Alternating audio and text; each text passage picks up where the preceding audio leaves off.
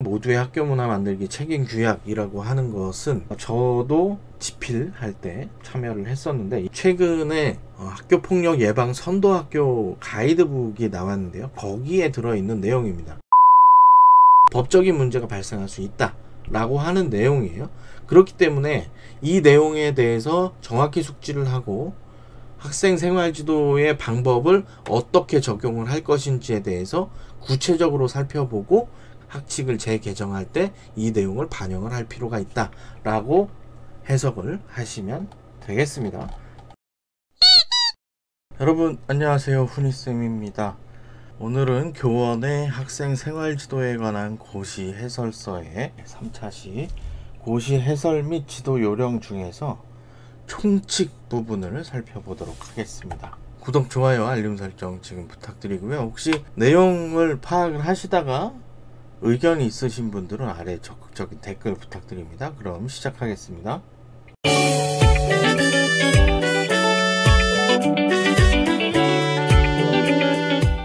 오늘 살펴볼 부분은 고시 해설 및 지도 요령 중에서 1장 총칙을 살펴보도록 하겠습니다. 다른 내용들은 다음 차시에 살펴보도록 하겠습니다.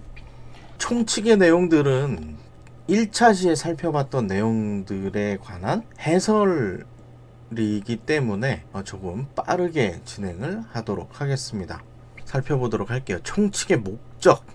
제가 총칙의 목적을 이 내용을 파악하는 전 과정에서 꼭 기억을 하셔라 라고 하는 내용을 1차시에 말씀을 드린 바가 있습니다. 고시의 목적 자체가 초중등교육법 제20조의 2 및 초중등교육법 시행령 제40조의 3에서 학교의 장과 교원에게 부여한 학생생활지도 권한의 범위 및 방식에 관한 기준을 정합을 목적으로 한다라고 되어 있잖아요. 여기에서 학교의 장에 관한 내용에 대해서도 말씀을 드렸어요. 이 학교의 장은 학교 장뿐만이 아니라 생활지도 전반을 책임지고 있는 선생님들이 거의 다 포함될 수 있다라고 하는 거죠. 학교장의 처분이 나가는 것이기 때문에 학교의 장과 교원에게 부여한 학생생활지도 권한의 범위와 방식에 대해서 설명하고 있다라고 하는 내용입니다. 그래서 여기에 나와 있는 해설을 한 번씩 봐주시면 되겠는데, 이 고시에는 학교의 장 및 교원의 학생생활지도에 관한 지침과 학생의 바람직한 학교생활을 위한 교육 3주체, 학생, 학교의 장과 교원, 보호자의 책무 등이 규정되어 있다 라고 하는 내용 살펴보시면 되겠습니다. 학교의 장 및 교원은 학업 및 진로, 보건 및 안전, 인성 및 대인관계, 기타 분야에서 생활지도를 할 수 있으며 그 지도 방법은 조언상담주의, 한번 끊어주시라고 말씀드렸죠. 훈육훈계 보상 이런 것들이 있다라고 하는 거, 지도 요령 살펴보시면 되겠는데, 이 고시의 내용이 학교의 장 및 교원의 정당한 생활지도의 기준이 된다라고 하는 내용이 여기에 들어 있습니다. 그리고 이에 따른 학교의 장 및 교원의 학생생활지도의 행위는 법령에 의한 행위로 정당행위이다. 형법 제20조에 나와 있는 정당행위라고 하는 것을 살펴보도록 하겠습니다. 법령에 의한 행위로 또는 업무로 인한 행위, 기타 사회상규에 위배되지 아니하는 행위는 벌하지 아니한다 라고 하는 내용인데요. 다음에 이 정당행위 예시가 나와 있고요. 이 아래쪽에 나와 있는 정당행위 요건 및 사례 관련 판례로 제시가 되어 있습니다. 형법 제20 이와 같은 정당행위를 인정하려면 여기서부터의 내용을 강조해서 기억하시면 되겠습니다. 첫째, 그 행위의 동기나 목적의 정당성. 두 번째, 행위의 수단이나 방법의 상당성. 셋째, 보호이익과 침해이익과의 법익 균형성. 넷째, 긴급성. 다섯째, 그 행위에 다른 수단이나 방법이 없다는 보충성 등의 요건을 갖추어야 한다. 제가 쭉 읽어드렸는데 정당행위를 인정하기 위해서 이 5가지 요건을 갖춰야 하기 때문에 이 부분에 체크를 해두시고, 여기에 들어가는 정당성이라든가 상당성, 그리고 법익 균형성, 긴급성, 보충성 이런 것들이 만족이 되는지 꼭 확인을 해보시면 되겠습니다. 다음 내용 살펴보도록 할게요.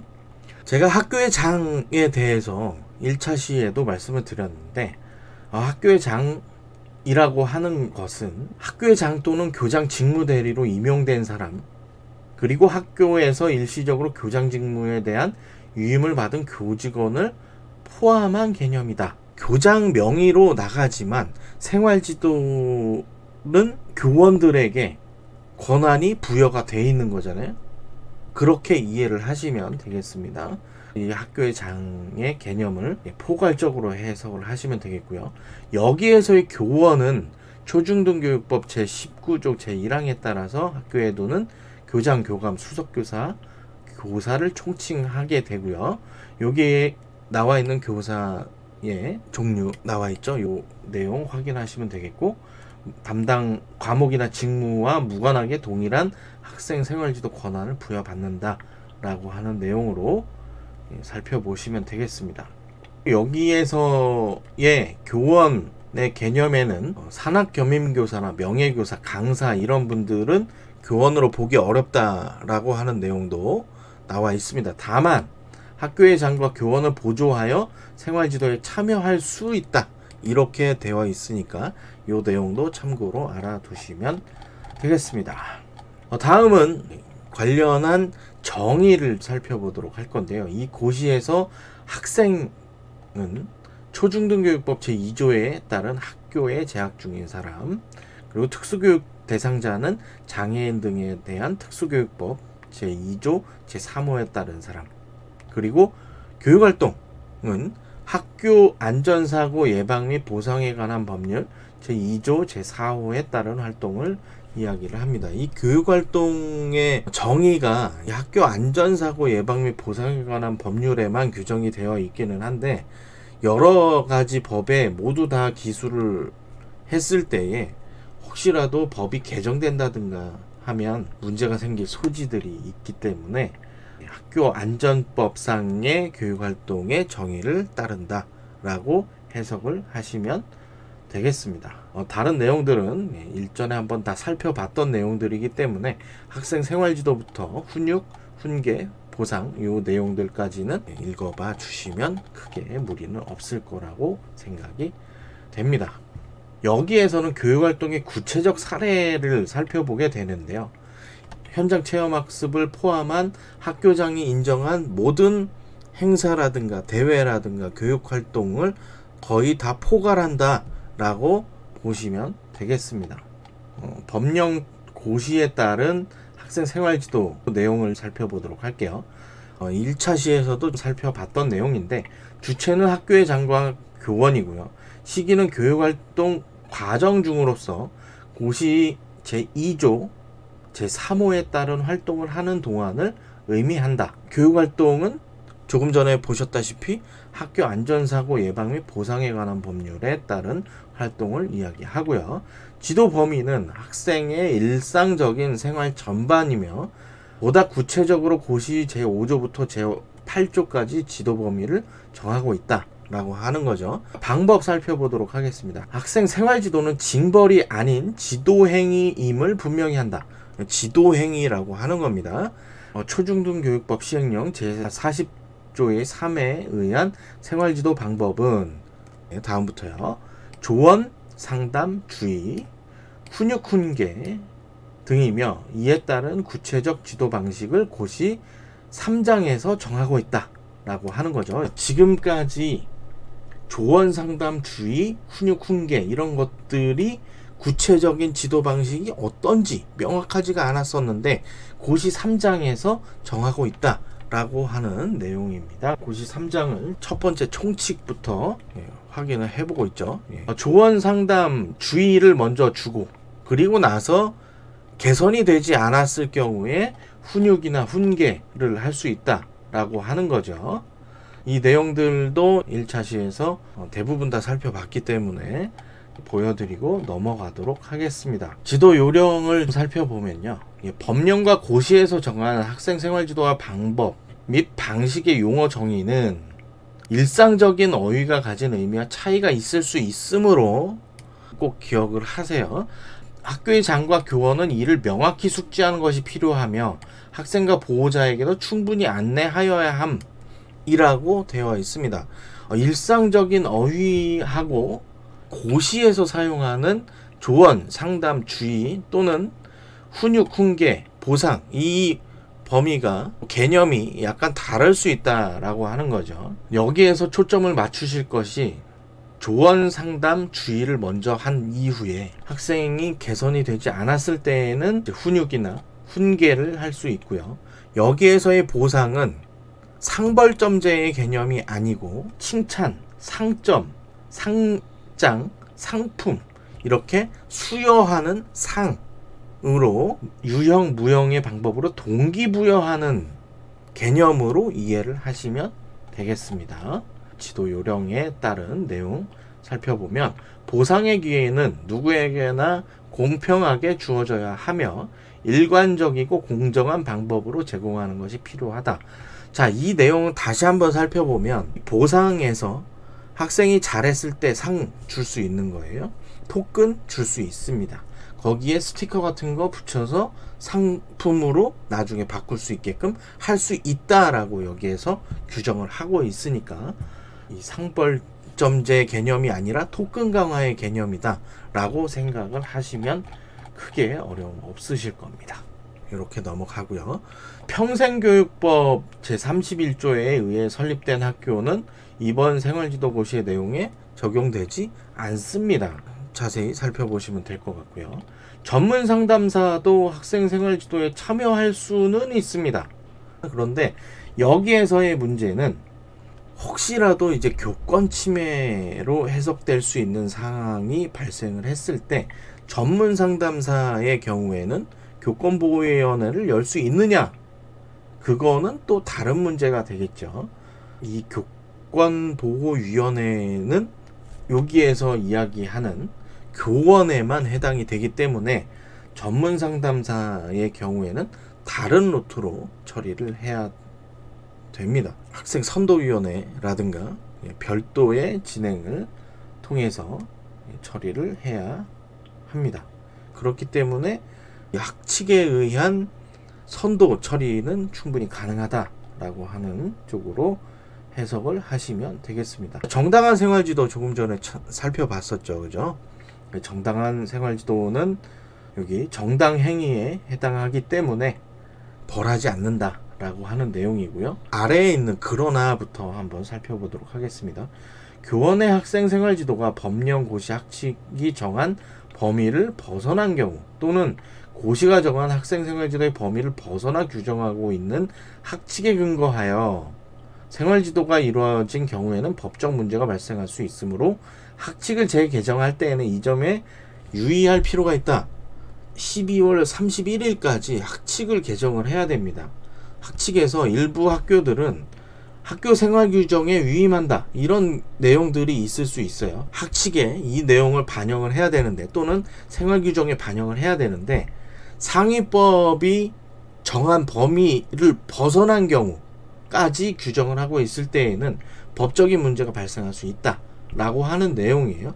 그렇기 때문에 이 내용에 대해서 정확히 숙지를 하고 학생 생활지도의 방법을 어떻게 적용을 할 것인지에 대해서 구체적으로 살펴보고 그리고 나서 학칙을 재개정할 때 이 내용을 반영을 할 필요가 있다 라고 해석을 하시면 되겠습니다.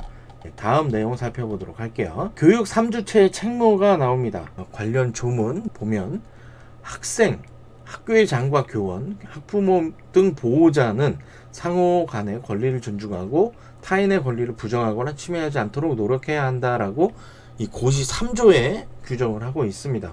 학생과 학교의 장과 교원 그리고 또 보호자의 역할이 관련 조문으로 구성이 되어 있는데 해설 내용을 살펴보도록 할게요. 학교를 구성하고 있는 교육 3주체라 함은 학생, 학교의 장과 교원, 그리고 보호자를 이야기를 합니다.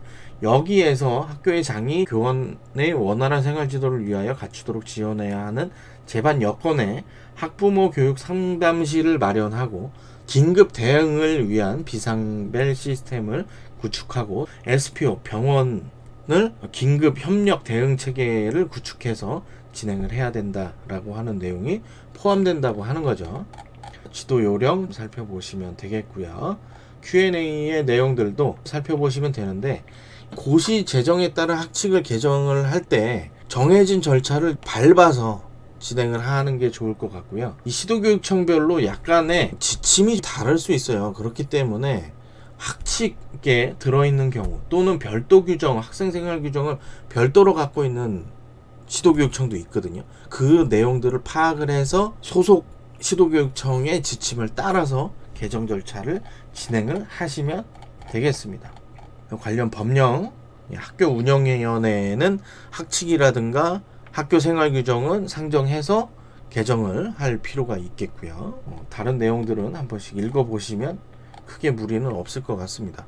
모두의 학교문화 만들기 책임규약이라고 하는 것은 저도 집필할 때 참여를 했었는데, 최근에 학교폭력 예방 선도학교 가이드북이 나왔는데요. 거기에 들어있는 내용입니다. 이 학교폭력 예방 선도학교를 전국에 9월 1일부터 200개 학교를 선정을 해서 시범 운영을 하고 있고요. 내년에는 8개 시도교육청에서 진행이 될 거고, 후년에는 전국에 보급이 될 거거든요.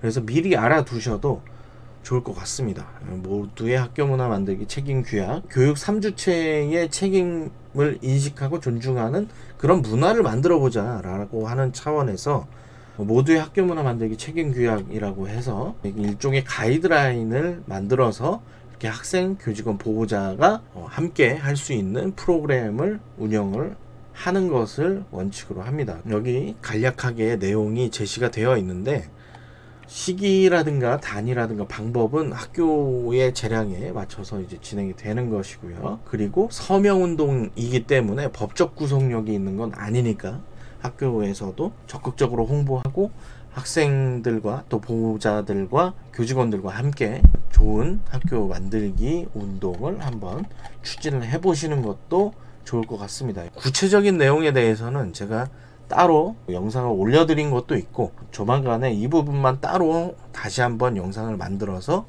올려드리도록 하겠습니다. 시간 나실 때 한번 읽어보시면 될 것 같습니다. 크게 분리해서 말씀드리면, 학생, 보호자, 교직원의 역할을 충실히 하자. 그 과정에서 서로 규약을 맺어서 이런 것들은 지키고 학교를 안정적으로 운영을 해 나가자라고 하는 그런 맥락에서 접근하시면 되겠습니다. 이 예시도 여기에 제시가 되어 있으니까 참고하시면 될 것 같고요. 제가 아까 말씀드린 그 책자에 보시면 이 예시도 더 다양하게 제시가 되어 있으니까 그 책자도 참고를 해보시면 될 것 같습니다. 다음은 이번 영상의 마지막 내용이에요. 수업 중 휴대전화 사용과 관련한 내용입니다. 학생은 수업 중에 휴대전화를 사용해서는 안 된다, 안 되는 게 원칙이라고 1차 시에서 말씀을 드렸습니다. 학교에서 수업 중 휴대전화 사용은 원칙적으로 금지된다 라고 하는 내용이고요. 필요시에 허락을 받고 사용할 수 있다 라고 하는 거죠. 휴대전화 사용이 필요하다고 판단하는 경우 별도의 절차 없이도 휴대전화 사용을 구도로 일시 허가할 수 있다. 관련한 내용들에 대해서는 보호자에게 사전 안내를 해야 한다 라고 하는 거죠. 수업 중 휴대전화 사용에 필요한 절차, 신청서, 구비, 증빙자료 이런 것들은 학칙으로 정해서 운영할 수 있다 라고 하는 거죠. 학칙의 규정 예시예요. 예시는 넣어도 되고 안 넣어도 되는데, 요 내용은 들어가는 게 좋겠다 라고 하는 측면에서 제시가 된 겁니다. 그렇기 때문에 요 내용을 학교 사정에 맞게 바꾸셔서 진행을 하시면 되는데, 최소한 이 정도의 양식은 갖추고 있어야 된다라고 하는 측면에서 접근하시면 되니까 요 내용들도 학교 사정에 맞게 학칙에 넣어주시면 되겠습니다. 수업 중 휴대전화 사용과 관련한 내용을 넣어주시면 되겠습니다. 다음, 수업 중 학부모, 학생의 녹음 관련 가이드라인. 그 내용은 금지로 되어 있습니다. 학부모의 비밀 녹음 또는 실시간 청취, 이런 것들은 수사기관에 고발할 수 있다는 거 알아두시면 되겠습니다. 통신비밀보호법을 위반한 행위가 될 수 있고, 교육활동 침해 행위 및 조치 기준에 관한 고시에 따라서 교육활동 침해 행위에 해당될 수 있어서 교원지휘법에 따라서 수사기관에 고발할 수 있다. 그리고 관련 법령과 지침도 여기 나와 있습니다. 예외적 허용이라고 되어 있는데 학생의 개별 학습을 위한 녹음, 학생의 복습, 또 개인적 학습, 교육 목적으로 녹음기나 스마트폰 앱을 활용해서 수업 내용과 교사 발언을 녹음하는 것은 예외적으로 허용한다 라고 하는 거고요. 구체적인 내용들 여기 아래에 제시가 되어 있으니까 참고로 알아두시면 되겠고요. 교원의 학생 생활지도에 관한 고시에 따르면 수업 중 휴대전화 사용은 원칙적으로 금지되고 있고 교육 목적 등으로 교사의 허락을 득한 경우에 하나여 예외적으로 허용하고 있다. 이렇게 정리를 하시면 되겠고요. 운영 절차 보시면 사전 신청하고 사전 허가한 다음에 수업 내용을 녹음하고 복습 등에 활용할 수 있다라고 하는 겁니다. 관련 참고 자료도 확인하시면 되겠고요. 이 내용을 학칙에 넣어서 진행을 하시는 것을 추천을 드리겠습니다. 서식도 여기에 제시가 되어 있는데 이 서식도 아까 말씀드린 바와 같이 학교 사정에 맞춰서 변형해서 진행을 하시면 되겠습니다. 오늘은 3차 시로서 고시 해설 및 지도 요령 중에서 제1장 총칙 부분을 다시 한번 리뷰를 해봤습니다. 혹시 내용이 미진하거나 제가 말씀드린 내용 중에서 의견 있으신 분들은 아래 적극적인 댓글 부탁드리고요. 다음 영상에서 또 뵙겠습니다. 다음 영상에 만나요. 안녕.